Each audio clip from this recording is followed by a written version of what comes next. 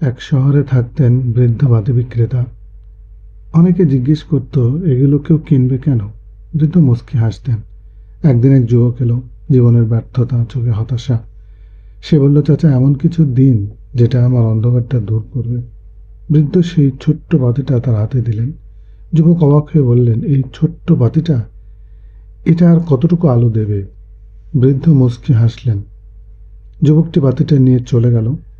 প্রতিদিন রাতে অল্প আলোয় পড়তে বসত, নিজের ভুলগুলো ভাবত, নতুন করে চেষ্টা করত। একসময় তার জীবন বদলে গেল। বছর পর যুবকটি বৃদ্ধর কাছে আসে এবং বলে, ওই ছোট্ট বাতিটা আমার জীবনকে বদলে দিয়েছে। বৃদ্ধ হাসলেন আর বললেন, আমি তো শুধু আলো দিয়েছিলাম, জ্বালিয়েছ তুমি নিজেই। এখান থেকে আমাদের শিক্ষা, জীবনের আলো সবসময় জ্বলে না। ছোট ছোট নীরব পরিশ্রম একদিন বড় পরিবর্তন আনে। নিজেকে ছোট ভেবো না, এক ফোঁটা আলো অন্ধকার ভাঙতে পারে।